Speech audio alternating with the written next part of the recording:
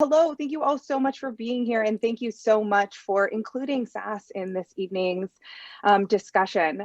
So as you've already heard, my name is Martina Shabram. I am from Sexual Assault Support Services, where I am our Engaging Allies Coordinator, which means I run our education and outreach programming, and I use she, her pronouns. And I was asked to give just a bit of context for, what tonight's discussion is going to be about. So I'm going to start by just briefly introducing SASS, and then trying to frame out some of the dynamics of sexual violence so that we can enter this discussion all sharing some vocabulary and concepts. I also really want to recognize that everyone who's participating today is an expert in some form, right? Whether from your lived experience or from your professional experience, or just because you were a thoughtful and wonderful person who shows up to events like this on Tuesday nights. And so I hope that this can be, a spark for discussion. And of course, if anything that I say, if anybody disagrees, or if anybody has any thoughts or feelings, maybe those are things that we can discuss during our breakout sessions or at some other point. So I just want to really welcome multiple viewpoints here. So again, to just really quickly introduce SASS. So we are a nonprofit that serves survivors of sexual violence, as well as their families, partners, and community members. And we are small but mighty. There are 9 full-time staffers only, but we run a lot of programs, including emergency medical advocacy, legal advocacy, support groups, which currently run online, education events, that's my programming, and so much more.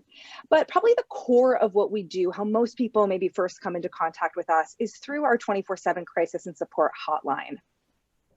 And so I really want to start by pointing that resource out in particular, because we know, as John already said, that this is stuff that can be difficult to talk about, right? It's likely that there are folks here tonight who might find themselves a little activated by this discussion, right? Sometimes that catches us off guard. We're not expecting to feel some of those emotional responses, and they happen. So whether you're a survivor yourself, or you are connected to a survivor, or maybe you just suffer from the ambient trauma that comes from living in a culture that is so suffused with sexual violence, I really just want to say that if you find yourself feeling a little overloaded or upset by this discussion, or if something's really sticking in your brain afterwards and you need a little bit of space to process that, I hope you feel welcomed to reach out to our hotline. All of our services are free for survivors. We are available for survivors of all genders. And maybe most importantly, we are 100% anonymous and confidential. So our staffers are what's called privileged advocates. So survivors can feel safe to reach out without worrying about the possibility of a mandated report or disclosure of their information to anyone. We're kind of like the inverse of mandated reporters, even for minors. So let's get some of these shared terms together. So first, let's just start with some vocabulary. You've probably noticed that the discussion tonight is about sexual violence, and we're using that term, or at least I'm using that term really intentionally, and in particular using that term instead of using other terms like rape. And that's important, right? It's important that we frame that out, because rape is one form of sexual violence, but it's not the only. And in and of itself, it's a complicated concept, right? To begin with, rape has specific legal definitions, and those definitions have changed and do still change based on context. So what that term means in one community at one moment may be very different at a different time or place. And that's, of course, not just legally, but also culturally. I'm sure everyone here can think about the varying cultural assumptions about who or what counts as a survivor or a perpetrator or even an act of rape. Even think about the fact that we have, over the course of the last 50 years or so, created new concepts like marital rape or acquaintance or date rape. It says a lot about our culture that those are terms that we had to define into the law because they did not exist within our definitions to begin with. So that term, it is particularly fraught with cultural and legal and historical baggage. And we don't want to carry all that baggage into tonight's discussion necessarily, or at least if we do, we want to be aware of it so that we can unpack it. So instead, we're going to use the term, or at least I'm going to use the term sexual violence, because it gives us a broader umbrella. And so at SASS, we define this as any sexual behavior that violates someone's consent or boundaries, including unwanted touch, verbal harassment, coercion, and abuse. Now, if I am defining sexual violence as a violation of consent, really quickly then, we got to get that definition as well. So at SASS, we use this definition for consent, which is to say that consent is a freely and enthusiastically given yes when the option to say no is present and viable. And there's some important elements that I want to pull out of that definition. First, this definition includes affirmative consent, which is just like, a fancy way of saying that no means no, absolutely, but also the only thing that means yes is yes. And in fact, anything less than a yes kind of needs to be treated as a no. This definition also includes enthusiastic consent, which is to say that the yes in question really ought to have an exclamation mark at the end of it, right? Consent ought to be something that somebody wants to give. And we as adults can acknowledge that there are many complicated reasons why people want to give consent, but that ideal is that enthusiastic consent. And finally, this definition acknowledges that coercion comes in a lot of forms. Coercion can include physical violence or the threats thereof, and it can also include pressure, taking advantage of diminished capacity, taking advantage of inequitable power dynamics, etc. Right? So that no is not always present and it's not always viable because of coercion. Now, this is really different from a lot of definitions of consent, which treat consent more like a check mark on a legal form or something that would get out of the way, right? This really implies that consent is an ongoing negotiation of any form of contact between people.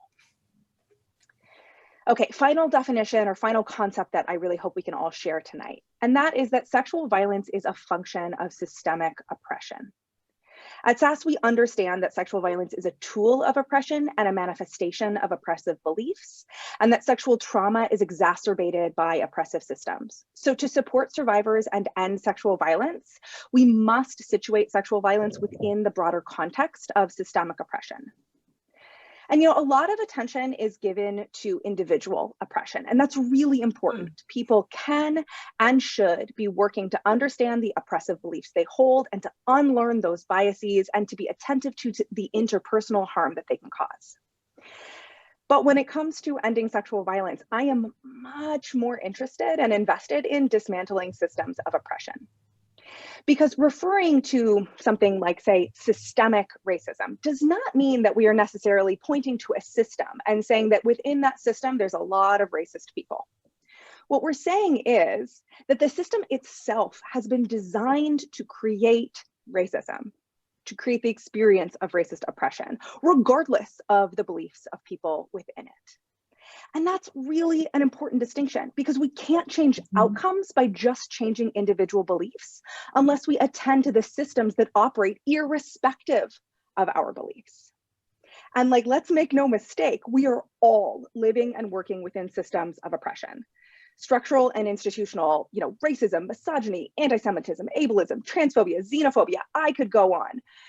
These beliefs, these systems of belief have created environments that churn out oppression, and that includes sexual violence, right? Systemic oppression of women, I think it's pretty easy to tie that to acts of sexual violence, right? Systemic oppression like disenfranchisement clearly contributes to objectification and beliefs about men's entitlement to women's bodies, and then those beliefs lead to further acts of individual oppression, and that props up and perpetuates systems, and wow, it's a whole vicious cycle.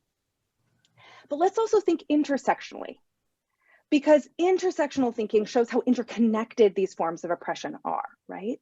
We can, for example, think about narratives that have to do with masculinity and race as being inextricably linked to narratives of sexual violence, right? Let's think about the narratives that have existed throughout American history of the responsibility of white men to protect the sexual purity of white women from the threat, the made-up threat of Black men, right? These are narratives that were instrumental in the founding of the first Klan, for example. And we can draw a direct line from those racist narratives. We can connect them through, a birth of a nation all the way to police violence against Black men today. Likewise, on the other side of that coin of white female purity is the exotification of BIPOC women and the adultification of Black girls, which is, again, directly connected to the white supremacist violence that we recently saw in the mass murder of Asian American women in Atlanta. And again, police violence against Black women and girls. And we can also see how oppressive power systems prop up perpetrators and excuse their actions, allowing them to continue committing acts of sexual violence, you know, such as the circumstances surrounding Jeffrey Epstein, just to name one. So when we call out systemic oppression, it asks us to think about the many and varied ways that people experience oppression within the world and how those experiences of oppression are directly connected to other forms of trauma. So these are the dynamics that surround and influence individual experiences of sexual violence. And I think that it's really important that we understand these things when we look at some basics like statistics. If we look at sexual assault prevalence statistics, we can see how some of these dynamics show up. Now let's acknowledge that these numbers are at best really good guesses. We know that they are undercounts, particularly the statistics about men and boys, because we know that the way those questions are asked dramatically changes how people answer and how people self-identify. But if we're looking at the prevalence, we can see that people who are already vulnerable because of the marginalization and oppression that they experience are more likely to then experience sexual violence, right? Look at the stats on trans, non-binary, and gender diverse people. We could also talk about statistics about people with intellectual and developmental disabilities. We could talk again about state violence and the way that sexual violence in prison functions to prop up the carceral state. We could talk about the breakdown of experiences of sexual violence and the way that differs from white women, Black women, Native American women, queer women, right? We can look at the way these statistics break down and see, again, systemic oppression at work. We can also see some of those dynamics influencing things like the enduring stranger danger myth, right? The common myth about sexual violence still is really overtaken by stranger danger as a narrative, but we know statistically that people are much more likely to be harmed by someone known to them than by a stranger. But thinking about the way that those narratives perpetuate inequitable systems of oppression and power, stranger danger is a really useful myth. It's a really useful narrative. So I just want to end by saying, like, what do we do with this? It's hard for me to present these statistics every time I do it because this is sad. This, I hope people are hurting just a tiny bit in looking at these numbers. But I also think there's a lot of hope here, because if we agree that we live in a culture that is engineered to cause violence, then we can recognize that we didn't end up here by accident. This culture of sexual violence was engineered by people, and that means that people can engineer something better. And since a whole bunch of folks are here tonight together to talk about this, it's really clear that we are already working on engineering that something better. So I hope that this little bit of framework can give us some tools, maybe some different language, some framework that we can use to have this discussion so that when you leave here today, you feel renewed and re-enlisted in the fight to end sexual violence, because I truly believe that is something that we can do as a community. So I'll turn it back over. Thank you all. Great, thank you, Martina. And John, I think you're muted. Okay. Yeah.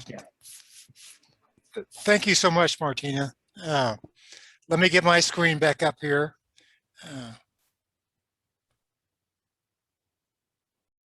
When I was a teenager, and that's maybe about 1,000 centuries ago, my mother was hitting menopause at the same time I was hitting puberty.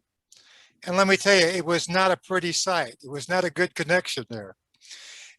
My mother also had some unique characteristics. She happened to be the dominant person in the house, and she pretty much ruled the roost. And there I was becoming a teenager and of course rebelling against authority, and her and I were knocking heads quite a bit. And yet she had one other unusual characteristic, and that was that she was very anxious. And every night she would ask me to lock the door, and then she'd come back and say, "Did you check to see if you locked the door?" And so she had this underlying anxiety, and it used to drive me nuts. And it just was not a good situation between her and I. And I become so angry and frustrated with her. And finally, one day, my father pulled me aside, and he told me, he says, "John, the reason your mother is that way is because she was sexually assaulted as a young girl. And that is why she cannot sleep without the double checking the door that it's open. And that's why she has to be in control. Now that story, that didn't immediately change our relationship, but it certainly made me take a look at her behavior in a much different way. And what I realized is that sexual assault and sexual violence affects everyone. It does not affect just the survivors, which would be terrible enough, but affects all of us in the community and affects all of our ability to trust and to love each other. So just kind of to go through a little bit about some of the material that Martina so eloquently laid out. 1 in 6 men experience sexual violence, and men commit 95% of the sexual violence that occurs in this nation. But however, most men, or the vast majority of men, are not sexually violent. But unfortunately, most nonviolent men are not involved with sexual violence prevention, and that is a problem. Sexual violence and men's health go hand in hand. To reduce sexual violence, we need men to be healthy. And for men to be healthy, we need to address social violence by taking social justice action. You know, I talk about men as they're one group, but that's not true. We know this, and this is what Martina pointed out. Men are not a homogeneous group. Male power and privilege varies according to intersectionality of race, ethnicity, religion, sexual identity and orientations, social class. And of course, we know gender is not binary. You know, it's, you know, we still don't understand all the things we need to understand about gender.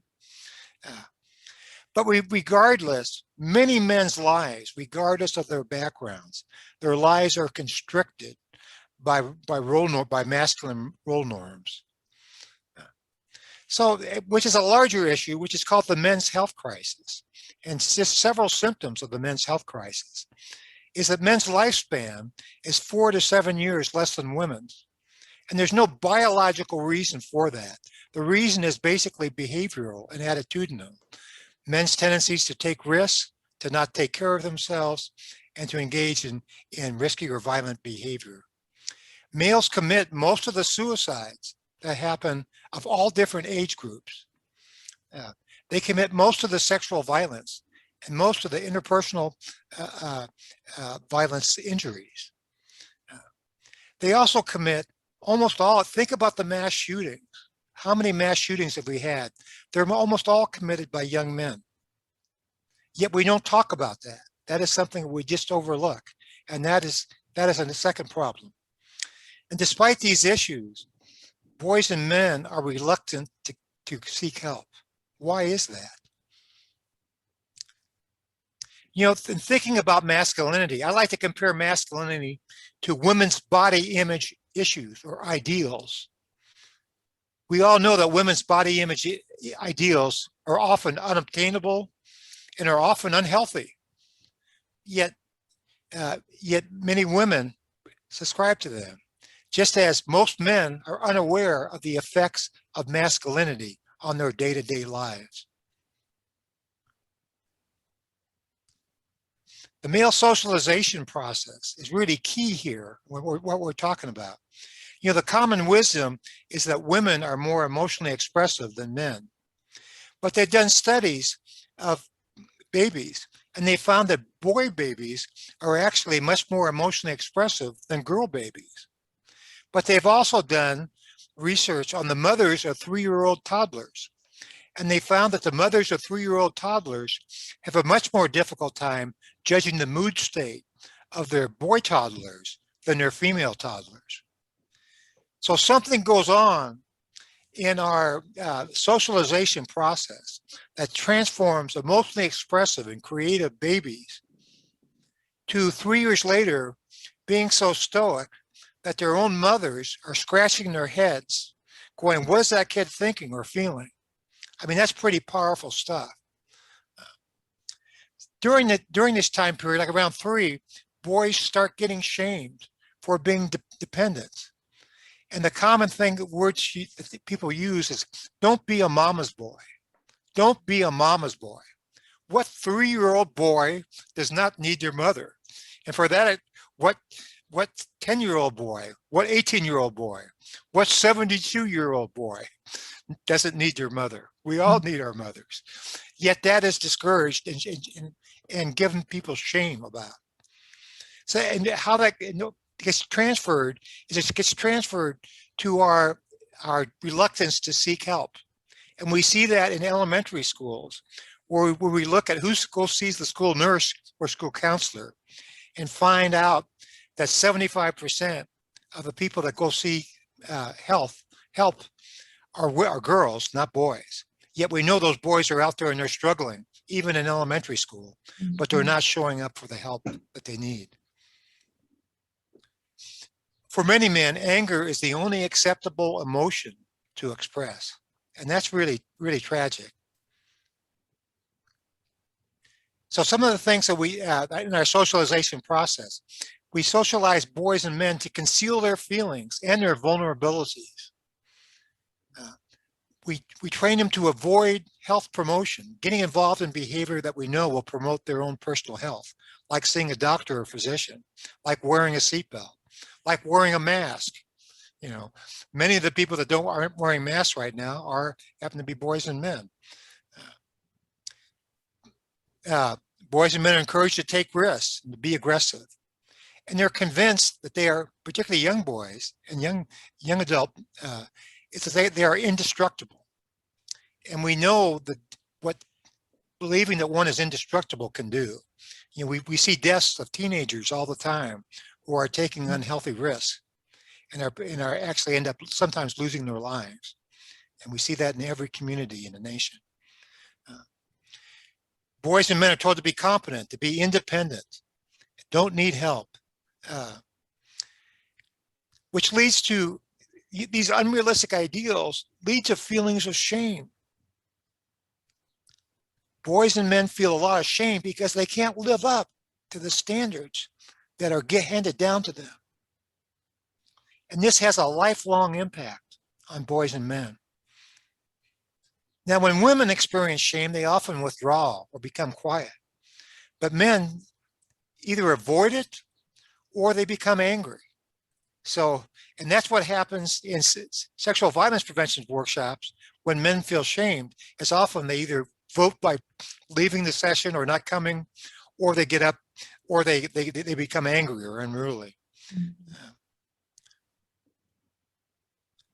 So why do men commit violence? Well, of course, we got men's sexism, their power and privilege, you know, looking at women as objects. And certainly that's amplified by our media, which does very much of that.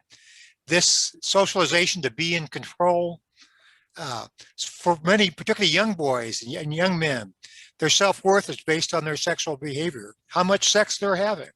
So if they're not having much sex, then they're walking around feeling that they're not as good as a man as they should be, which can also then result in men taking unnecessary risks or engaging in behavior that's harmful to others. Men are also encouraged still, even in this day, men are encouraged to be the initiators of sexuality. And that message is still out there. And men are trained to not to talk about it, as Martina has spent so much of her career trying to educate people about talking about sex. But they end up doing it, but there's no talk about it, which is a very dangerous way of engaging sexually. Then, of course, many men have a lack of communication skills, particularly around sexuality. So I'm going to skip this for right now and get into this later about why nonviolent men are reluctant to get involved. But let's talk about what we can do. At the McKenzie River Men's Center, we talk about possible masculinities, which is basically a new way of looking at masculinities, one in which we look at what does our community and our families need from boys and men now? And that's the blueprint upon which we ought to be basing our ideas about masculinity.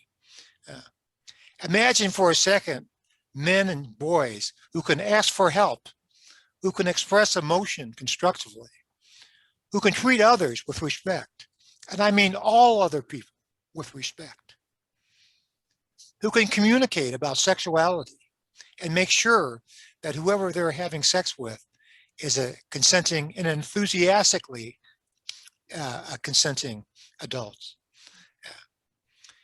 And that men and boys feel a responsibility to engage in prevention. I think these things, in my mind, this is my list of things that I think is important for boys and men to do. So how can we help boys and men?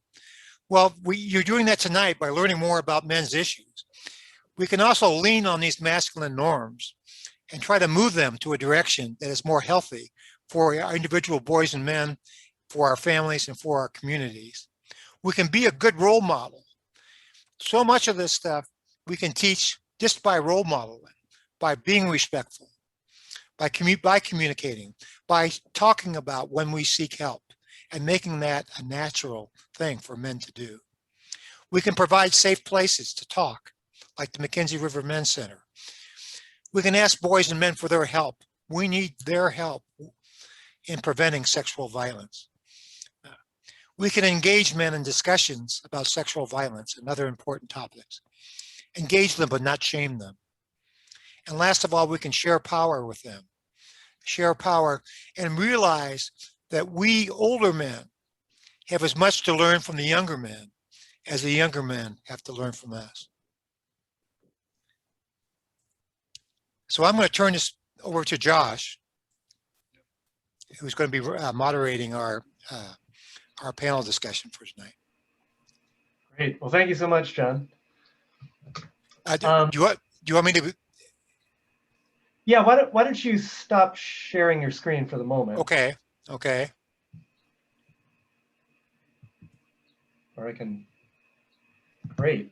So the next part of our program is we're going to have a panel discussion and then a question and answer session. So we have, roughly 30 minutes for that. John and Martina are two of the panelists, and then in a moment, I'll have the other three panelists introduce themselves. I've got some questions I'll ask for them. Ask them, most likely they have plenty to say and they'll talk for a while. And then I want to try to leave about 5 or 10 minutes at the end of that for questions from all of you. And so the way I want to do that is to have you all just type those questions into the chat. And so I think even as the panelists are talking, feel free to, if you have a question, to type it in.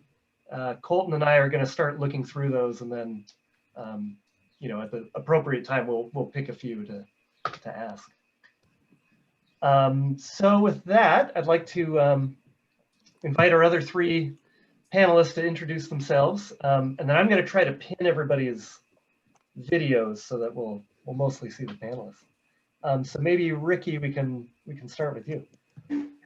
All right, thank you, Josh, and thank you, McKenzie River Men's Center, for inviting me, and really enjoyed Martina and Deborah and Josh presentation earlier. I'm Rickie Houston, Director of Training for A Call to Men. We're a national organization working with men and boys to prevent men's violence against women. What we believe at A Call to Men is that when we teach men to, when we promote healthy manhood, then that's how we prevent all forms of gender-based violence.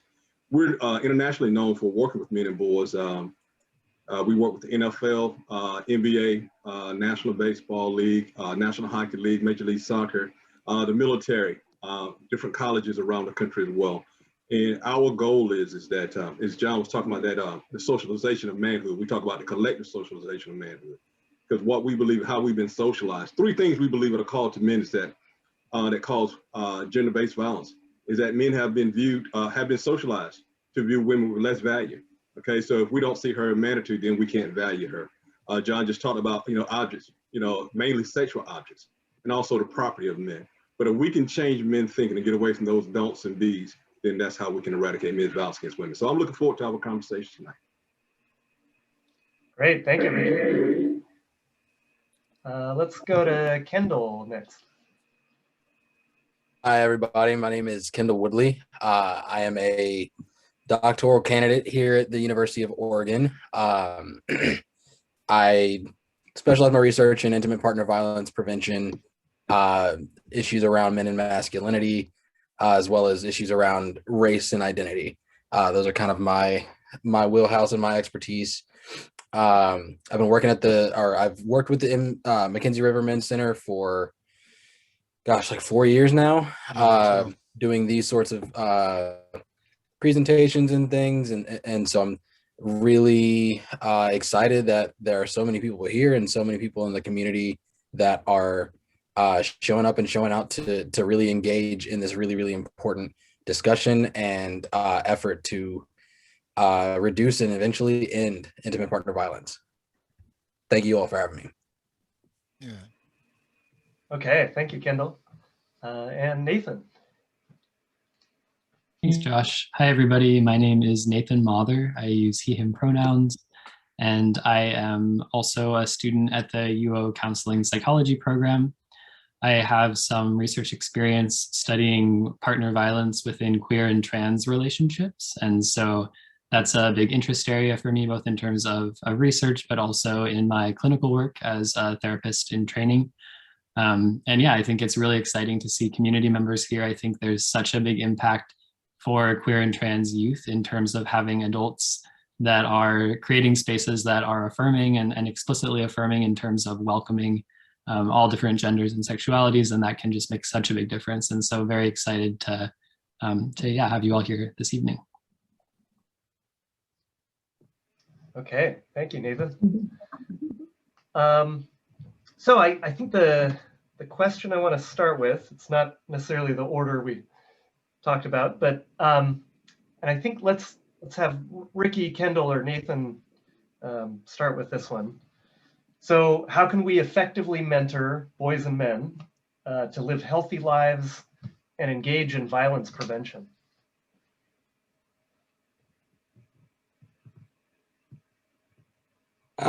Rickie, you want to go ahead and start? Go ahead, Kendall. I'll pick up from where you leave off. Yeah. The first thing to me that comes to mind really hinges on some of what John was saying around, sorry if y'all can hear my neighbor's dogs, centering around this idea of shame and leaning into masculinity. One thing that I've noticed with students I've worked with, both in a therapeutic capacity and as in a student capacity, is that when I meet them where they are and don't guilt them from where they are, I understand how you got there. That's where I have the most traction. I'm able to connect with students based on, I get your lived experience. I understand that, your lived experience got you to where you are, and how do we move even further? Right. So in my mentorship, supervision, therapy, student advising, it's really about trying to meet that individual where they are in their journey, without guilt, without shame, in order to introduce some new ideas to them. It's tough to be a mentor if you're clashing with your mentee, kind of ad nauseum about these issues. I feel there's better results to be had when you can meet that person and connect on a person-to-person basis and be able to guide them through role modeling, through education, and through relatability. I think those are some pretty key things to effective mentorship. I totally agree with Kendall. One of the things, I was on a college campus one night, and actually someone said, and we're getting ready to have a panel discussion, and one of the panelists said, I want to talk tonight about why all college males are stupid. And I was like, oh man, I said, we just lost this room, and I said, can I speak again? I said, well, I think I'm the oldest person in the room, and I want to apologize to all of y'all for what my generation taught you, because everything you learn about manhood, you learn from my generation. I said, so there's some great things about being a man. I said, but there's some things that we really need to have conversation that we can do differently. So these are the things that I want to talk about. I said, since my generation taught you, then I think it's my responsibility to show you those the error in our ways. one of the things at a call to me, our co-founder, Tony Porter, a phrase he coined is the man box. And one of the things that we try to do is deconstruct that man box. And that whole man box goes to what John was talking about earlier. That whole man box is a whole list of don'ts and be's. Don't be soft, don't cry, don't do this. And the B's are be in control, be strong, be tough. All don't accept help. All those don'ts and be's that we're taught. And when we think about it, as little boys, at about 3 years old, we start telling little boys, don't cry. Be a big boy, be a man, those early ages. And so we at a very early age, we start teaching them to shut down their emotions, really not to feel. So when I go in, it's just really start deconstructing that man box and really begin to see is that really one of our other trainers, Jeff, really kind of talk about reconnecting the heads back to their hearts again. And I think that's one of the big things that if we can kind of get men to reconnect. It kind of what Kendall said is that we're not shaming them, but Ted Bunch, our other co-founder, always says we're inviting men rather than indicting men. So I think sometimes we kind of need to have those conversations about why, how we got here. So I think that's a really great place to start. Yeah, and I'll just add to that. I think I love the image of deconstructing the man box. I think that's such a helpful way of framing that. And I think in general, kind of broadening definitions of masculinity is so helpful, and thinking about masculinity in the plural of different masculinities that people can embody, and that a single person can have different masculinities alongside femininities as well, that there's a lot of helpfulness in kind of having that fluidity of expression and not being attached to one particular way of being, as well as that not even necessarily being tied to a gender. Because when we think about masculinity being always tied to men and femininity always being tied to women, then we're creating essentially a binary where there's not necessarily a place for trans people to exist in that, as well as then people who are men, who identify as men, are going to maybe feel more kind of stuck within that as well. So it really constrains everybody when we're thinking about it that way. So I think just kind of broadening masculinities is very beneficial both to queer and trans people, but really to everybody, because it allows a lot more flexibility in kind of being in different ways.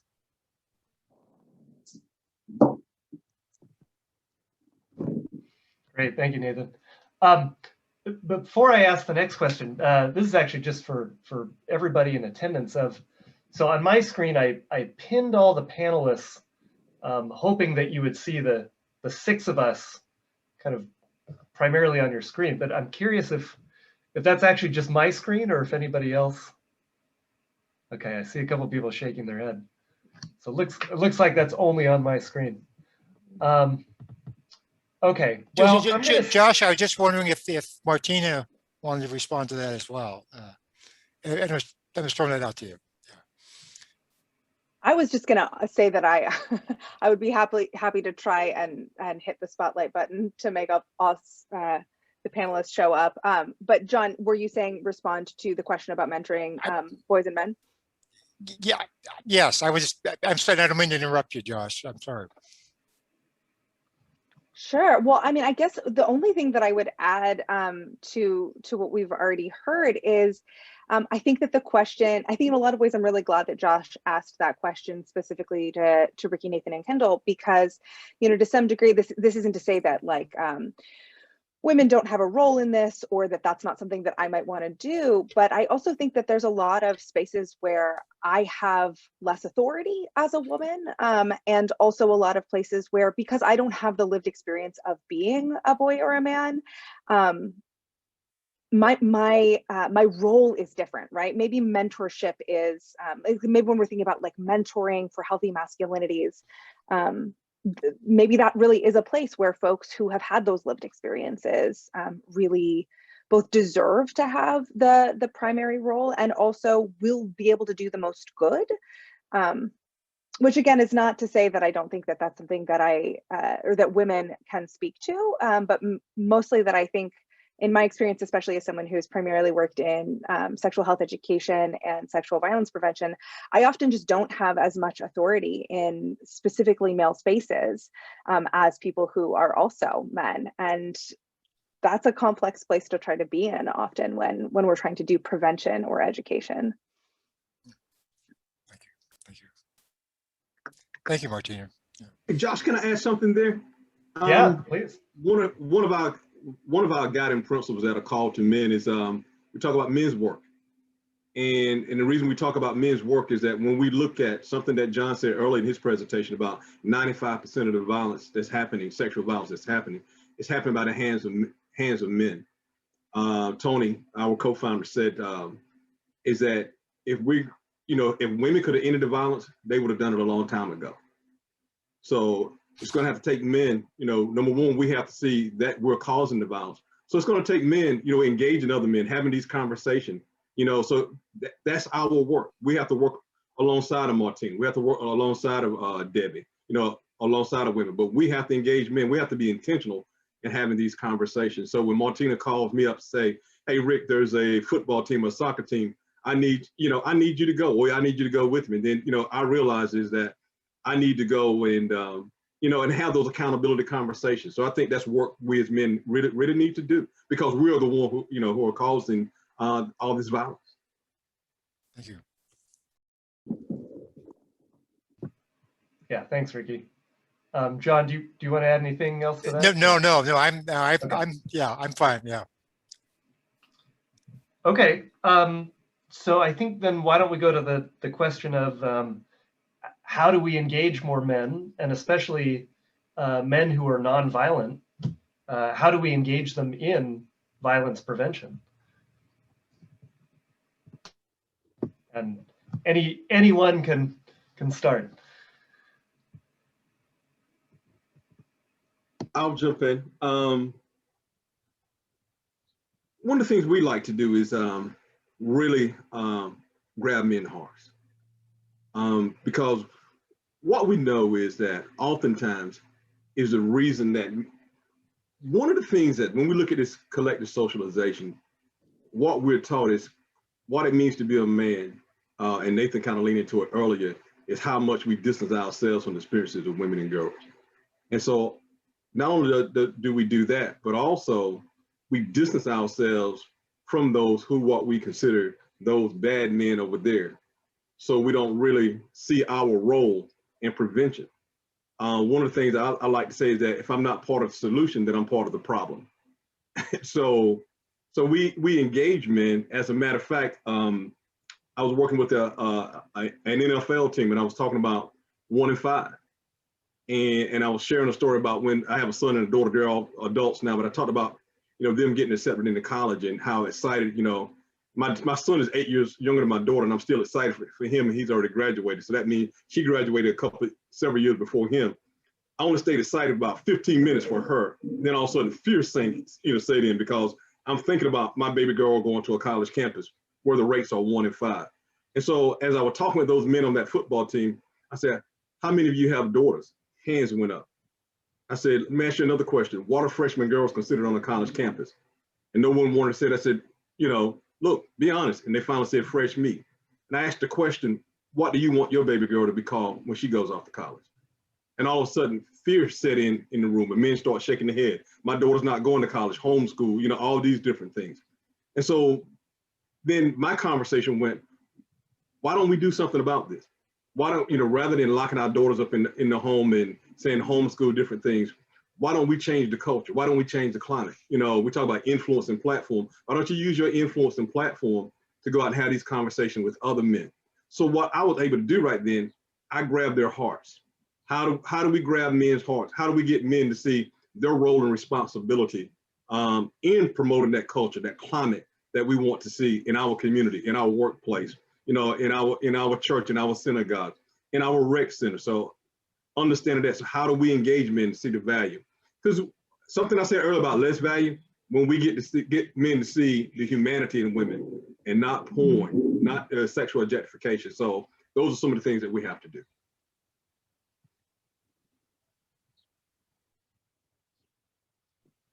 Great. Thank you, Rickie. If I could just add on a little bit to what Rickie said. Just looking at, so why do nonviolent men not participate? And I think there are different reasons for that. Some men are ignorant or unaware of sexual violence. What I hear from a lot of men is, I don't sexually violate anybody, so it's not my problem. And I think that's where, tying in with what Rickie's approach here is making sure they recognize that it is everybody's problem.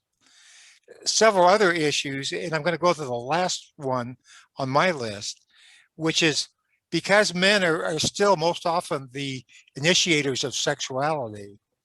Most men, I'm going to say this again, most men have done things sexually that they're ashamed of.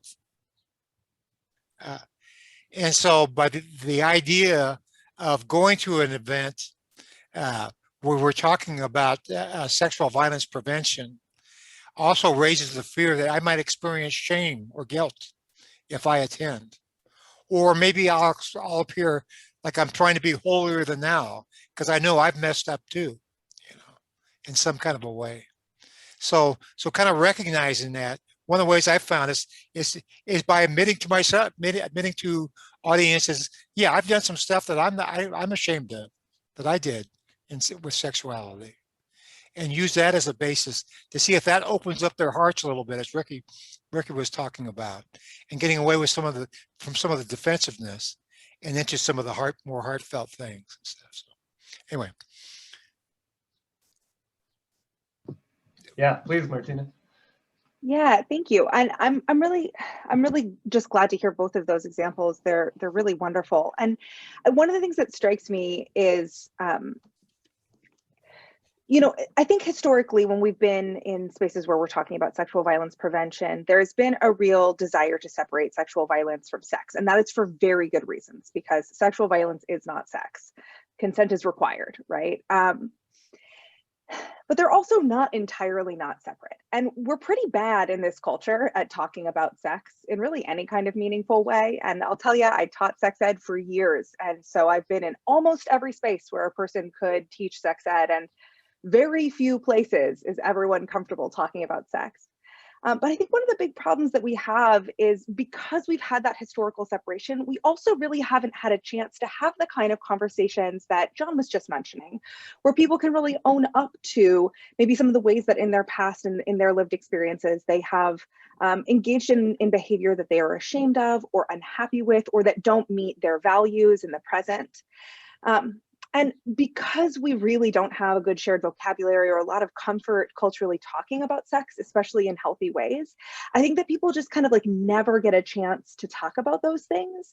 And so even though at this point in most communities, it's fairly well accepted that violent attacks are a bad thing, and that's like a fairly regular shared value, we're still not comfortable talking about all of the smaller and more nuanced forms of boundary crossing that happen when people are engaging in sexual contact, right? All of the ways in which people are not engaging in mutual and ongoing and affirmative and enthusiastic consent. And that's where a lot of violence occurs. But because we don't talk about sex in those ways, we never talk about those subtle moments of coercion or the ways in which people are not taught to ask. If we never talk about pleasure, for example, then we can't even acknowledge that one of the main reasons why people engage in sexual contact is pleasure. And if we never talk about that, then we never talk about what to do when we're like not really sure if our partner is enjoying what's happening. And so I think one of the ways that we can really create some culture shift is to start talking about sex in different ways, and particularly to start talking about sex in ways that really are fundamentally about consent. And when we're specifically thinking about masculinity here, one of the most harmful messages that I notice is the message that men and boys are just sort of always ready, always pre-consenting, always wanting sex. And I can't tell you how many times as a sex educator, when I've been talking about consent to adults, to adult men, and I've brought up like making a sexual debut or having sex for the first time, so many men who I've worked with have at some point acknowledged that they never made a decision to have sex, or they never consented to have sex the first time, or maybe most times. Sex was just sort of a thing that was expected of them and that happened. Mm-hmm. I might define a lot of that as sexual violence, right? But if we never talk about consent, if we never ask, well, what's sex for? Why are you having sex? What were you hooking up with that person for? What did you want to happen?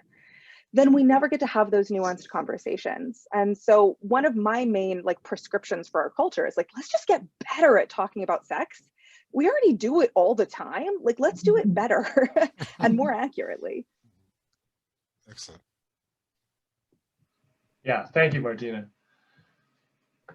So I'm gonna shift it a little bit. I've got one more question, and then hoping we'll have a few minutes for one or two questions that people submitted in the chat.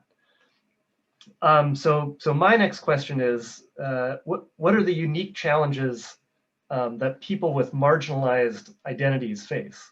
And marginalized identities, whether that's due to race, gender identity, sexual orientation, ability/disability. So would anyone like to jump in on that one? I can jump in on that. So to me, I'm interpreting this question as barriers to engaging in intimate partner violence prevention. So thinking about how certain groups have been conceptualized or stereotyped, there could be some hesitance or some fear to really engage in intimate partner violence or in sexual violence prevention. The first thing that comes to mind for me is as a Black man, to a lot of folks, I am an immediate threat.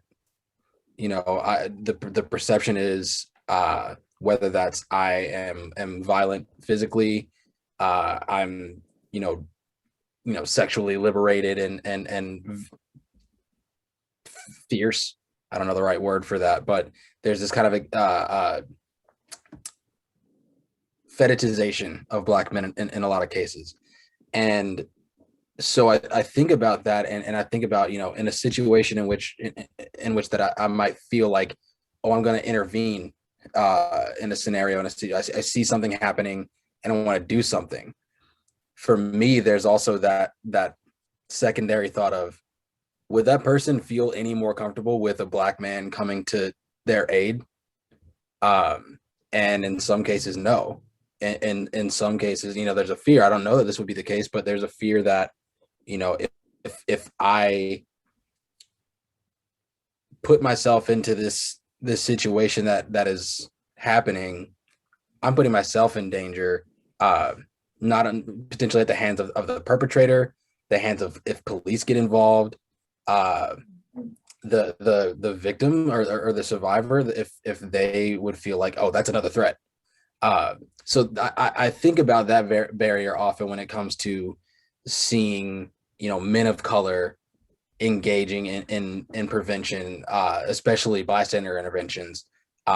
Just that fear of, if I get involved in this, will it even be perceived as help? Will it even be perceived as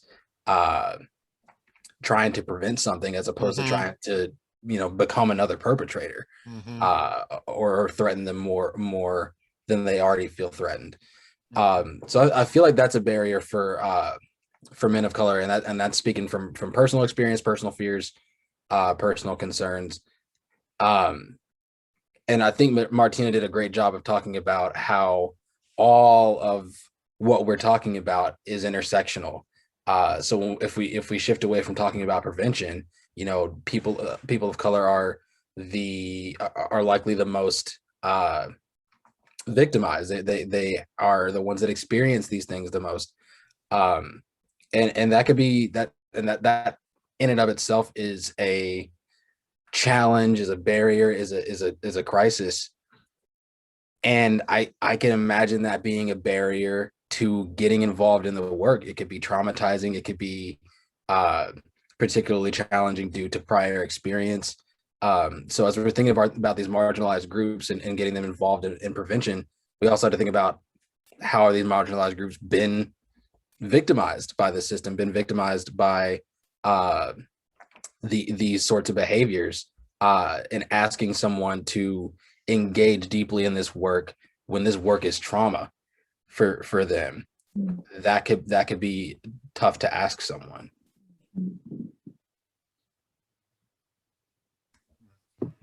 Yeah, thanks, Kendall. Appreciate that.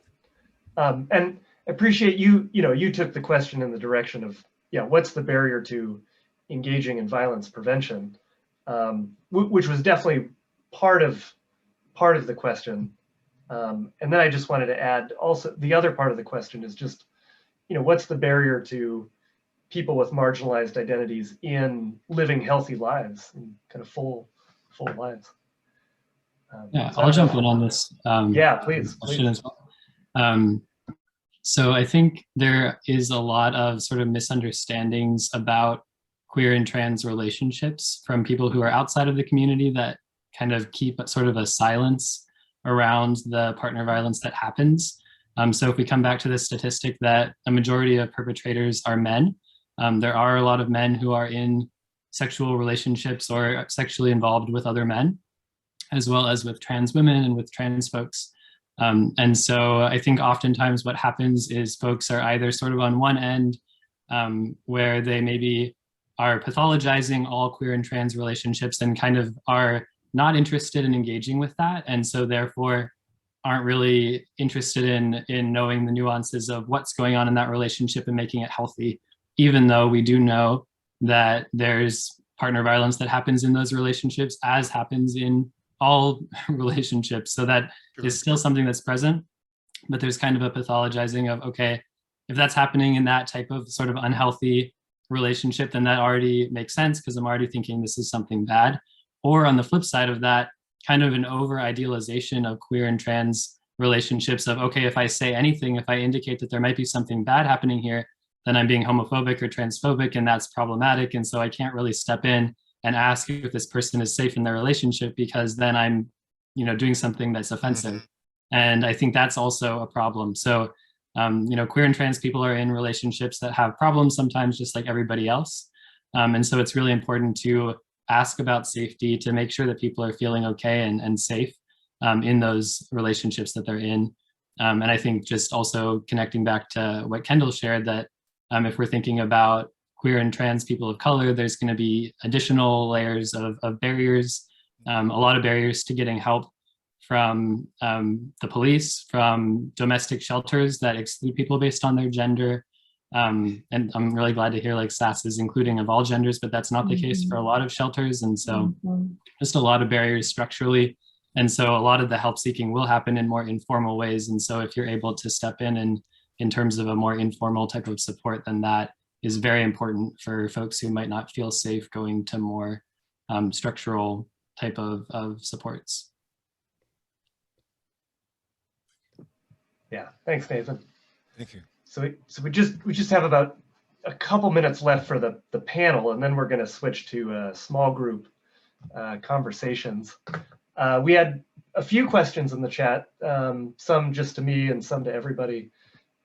It's hard for me to just pick one, but let me pick one, and then for those of you whose questions I didn't get to, hopefully you'll be able to bring those up in the small group conversations. So the question I want to go with, this is someone saying, well, here, I'll just start reading the question. So this person's saying, observing that he observes microaggressions in workplaces, and when it's microaggressions against women, I think he feels some hesitation to step in because he's wondering if that somehow perpetuates a men as rescuer and women as damsel in distress. So, so his question is there a possibility, let's see. Oh, well, is there a possibility that you are taking away the power from females and furthering this notion of needing help? So, I don't know, Martina, do you want to start with that one, or? Yeah, okay, great. Sure. Yeah, I can jump in on that. Yes, absolutely, there is that potential. And I think it's really wise for people to be aware of those sort of savior tropes that they may be unintentionally falling into, right? Whether that's like male savior or white savior or whatever it is, and to be really conscientious. I also think it's a tough thing, right? There's always the possibility that one's support isn't going to be needed. So if you're describing, for example, a microaggression that might be happening within a workplace, to my mind, you're also describing what is like an ongoing relationship that you might have, or that this person might have with the woman who is experiencing those microaggressions, or anyone else. And that means that you can ask her. And I think that we're so afraid of addressing these issues that often we're afraid of doing the most obvious thing, which is to ask. And I'll tell you, hey, I am a woman. I have absolutely experienced microaggressions. And in workplaces and in families and in life and in synagogue and in everywhere, right? Because that's just how the world works. If a man or any person of any gender pulled me aside or took me out to coffee or something like that and said, hey, I've noticed every now and again this thing that's happening, and to my ears, it really sounds like a microaggression. It really reads to me that way. Is that the experience you're having? If someone was just curious and open to my experience, then that would really help me to feel comfortable with that person, especially if they are also engaging clearly in other forms of anti-oppression, right? If they're making it clear in all of the work that they're doing that their intention is to reduce oppression in the world, then I might say like, yeah, it's really a bummer and it's really tough. And then maybe this coworker or friend or whomever could ask, is there anything that I could do in that moment that would support you? And then we can come up with a plan. And I think those are the kinds of moments when really that person is not being a savior. They're being an accomplice, right? They're being in it with me, and it is us together against the unequal power system, instead of someone like, swooping in on their white horse and saying like, I have noticed that this girl is in trouble, right? And so just enlisting me as like the expert in my own experience fundamentally changes the dynamic, because that's the truth of it, right? I am the expert in my own experience, just as you are the expert in yours. And so I would encourage you to do that if you have those relationships. And then to ask that person, are there ways that I could leverage my privilege in this moment to make you feel more safe or to create change here? And the answer might be no. The answer might be like, you know what? I think anything that we do is going to make things worse for me. And you have to also be okay with that. And you have to trust that the person who is experiencing the harm knows what is best for them, even if it's not what you want to do. And so if you can do those things, then I think you're going to really be a wonderful partner in that work. Yeah, great. Thank you, Martina. Okay, well, if we were live, I think I would have everybody give you a hand. I don't know how the best way to do that over Zoom, but yeah, I want to express appreciation for the five of you for for speaking, for answering some of these different questions, and I know I'm getting a lot just from listening to the five of you. So the next part of our program is small group conversations, and so we're going to have about 25-30 minutes for small groups. And then each small group will have a designated facilitator, including some of our panelists. Well, welcome back, everybody. So John Davies, the other John, and I were just talking about the best way to do share backs. And so I don't know if you have a particular idea on kind of people reporting back, or John and the other John and I thought of an idea. But you're muted.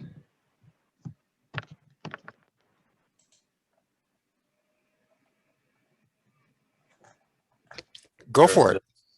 Okay. Okay. Well, I think let's do this. I think maybe if we can get one person from each group to just just talk for maybe 30 seconds or a minute, either a little summary or just something that stood out to you. Yeah, like I said, try to keep it from 30 seconds to a minute. So, so is there anybody that was in John Davies' group that wants to report back or share back with the large group?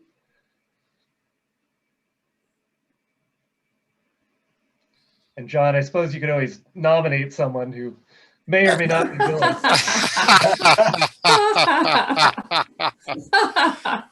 Obviously, anyone can decline their nomination. Yeah. I would just say, I mean, if nobody wants to jump in there, I think we really had some great discussions. We had a wide range of experiences within the room, and I think people really shared a lot about some interesting ideas about how can we help boys and men be more vulnerable, and as Rickie talked about, connecting the head and the heart together, and what are the most effective ways of doing that, and how important those qualities of trust and respect and mutual respect and communication are in mentoring relationships. I guess, but if just to keep it very short, I think those were two things that stuck out of my mind. So. Yeah, thanks, John. Why don't we go to Rickie's group next? So if there was someone that was in Rickie's group that wants to share back, or Rickie, if you want to nominate someone. I'm going to call on Debbie Saunders from our group to report back. And Debbie, I think you're muted still.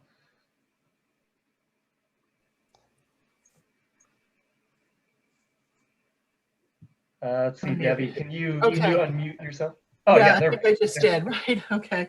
Wow, Rickie, I really thought that you were going to be the one reporting back, because I think you can encapsulate it much better than I can. We talked a lot about kids and a lot about, how important it is to meet kids where they are and do some training and support and education around looking at healthy masculinity, looking at how to treat other people. There were some great examples of young people who actually called out other people who were being,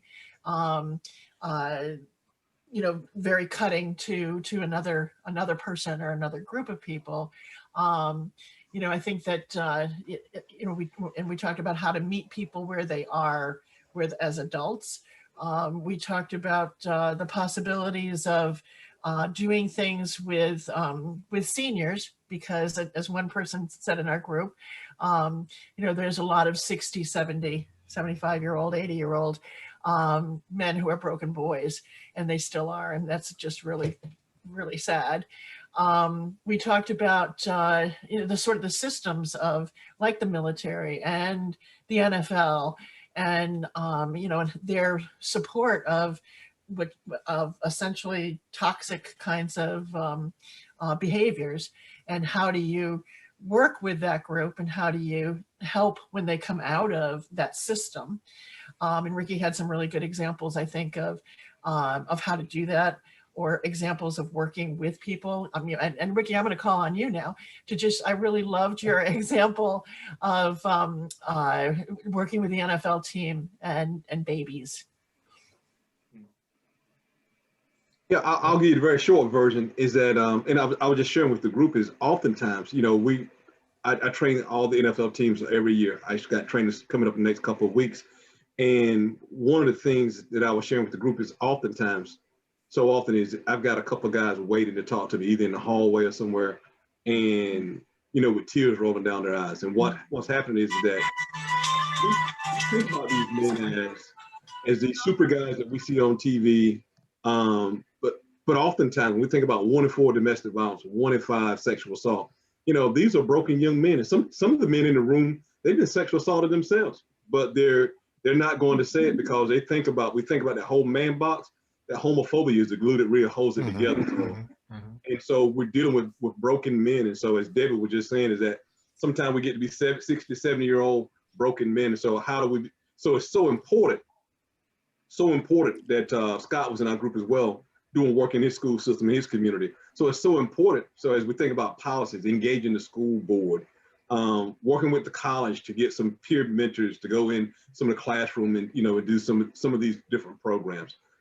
So when we think about, what's happening with these really hyper masculine spaces, is that sometimes broken men are in those spaces. So we got to give them space to heal, and also talk about the value and the importance of healing. So that was one of the conversations that we had. Great. Yeah. Well, thank you, Rickie and Debbie.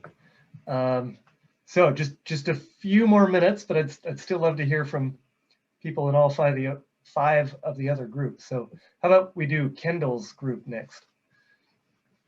I can go ahead and speak for my group just to streamline things. And I took notes, and I don't know that anyone else did. We kind of jumped around the questions, speaking from where we just felt. Along the mentorship question, we really talked about mentorship coming in places that we don't necessarily expect. So as opposed to a mentor-mentee assigned role, just having mentors in your coaches and your teachers and your if you're in a religious community, the mentors and role models that you have there.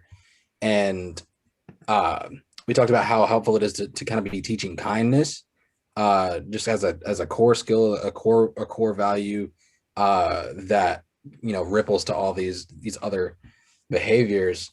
The use of language that connects to you, so something that speaks to you, something that you can relate to, you can resonate with. If your mentor is talking a different language, you're not going to really pick up what they're putting down. And then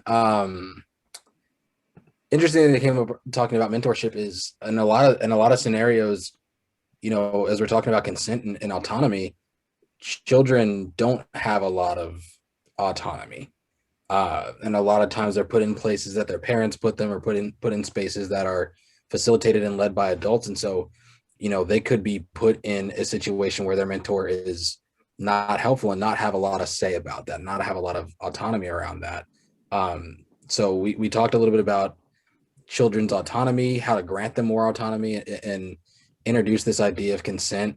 We talked about, in families where the children are kind of expected to hug the uncles and aunts and give everybody a kiss on the cheek. And it's becoming more commonplace to ask the kids like, oh, can you give me a hug? And they say no, and respecting that, which I'm sure several of us have experienced and struggled with, because it's like, yeah, you're expected to hug your family. And if we're able to kind of teach at a young age that you can say no to hugging your family and your family will respect that, instills the idea that your boundaries, your autonomy is respected inherently, and that you have value inherently. And as we teach that to children to feel about themselves, hopefully we can teach them to feel that way about others as well. So that was just a tidbit of what we talked about. Great. Good job. Hey, thank you, Kendall. Good job. Cool. Let's go to Colton's group next.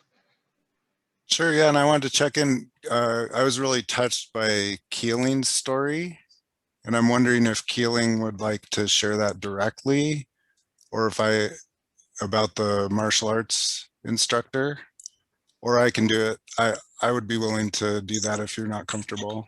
No, I can do that. Yeah, I'm having some. Well, speaking out of Wendy's cell phone here. Well, my story was about how I was in the martial arts world during my youngster years, and it was a very macho culture where you're very stoic, where you endure a lot of pain, and the way you communicate is with a lot of might, and that kind of like gives you a value within your peers. And then at some point during my life, this person from Japan came over, and he was a very good instructor. He was very strong when he needed to be, but when those times of reflection came, he was the softest. He was the most gentle person, and many times I saw him breaking down men in tears just because of how soft he was when he talked to them, how gentle he was to telling them, how what they have done was not right, and how he wished them to do different. And he was not bringing down the law with a weapon, but he was bringing down the law with his heart. And that was very formative for me in many ways. Yeah, thank you. Yeah, wow, good story. Yeah, you bet. So we just have a few minutes left. I know there's 3 other groups, and I think maybe if if there's someone from one of the other groups that really has like a burning thing to share, maybe something that hasn't been shared yet, go for it. Otherwise, maybe we can move towards the close. So I don't know, any burning kind of last sharebacks there? Michelle had an awesome thing about shame that I think would be really, really cool to share. So Michelle, if you wouldn't mind sharing that, that would be wonderful. Yes, so I'm Michelle, hello. So I had kind of brought up when we look at attitude and resetting of both how do we pivot shame in a different way, because we tend to shame as a society, and both not just with an individual approach, but a family and a community approach. The families are the ones creating the shame. It's like a plant. You can't kick a plant and expect it to grow well. But we need the family system that raises men and non-binary and females to not pivot to shame and pivot away from it, just as a huge cultural shift. And then part of that needs to also expand to masculine possibilities, including therapy, because like there's so much that shame gets in the way of actually engaging in therapy. You bet. Wow. Excellent. Great, thank you, Michelle. Okay, well, just got a minute or two left, but John, do you want to bring us on home? Sure, absolutely. Give us our unclosing. Well, this is not this is not an ending, but hopefully more of a beginning. And we really hope that we can do this more often in terms of bringing people together and talking about these issues. If people are interested in forming a group that would meet more frequently and particularly work on issues for men and boys, both sexual violence and also helping them lead healthier lives, please email me or contact me. We'd be glad to hear from you, because we would like to continue this dialogue. We also have an evaluation of tonight. We really value your feedback, and we really will act on it and improve our future presentations from what you tell us. So, and I believe that Josh will send out a link there to that and stuff. So, but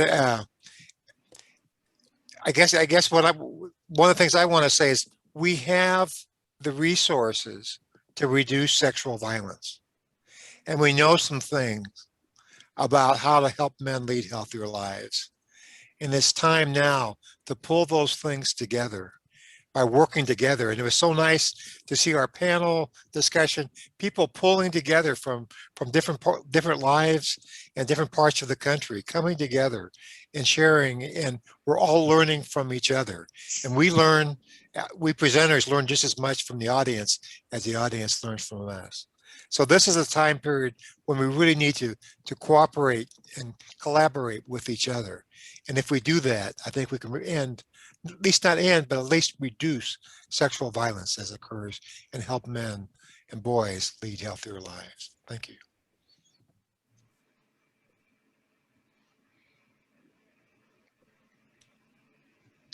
Yeah, well, thank you, John, and thank you to everybody for coming. And I know I was thrilled to just have so many people respond and participate. And yeah, and as John said, I hope we can continue the conversations, whether kind of formally or informally in our lives. So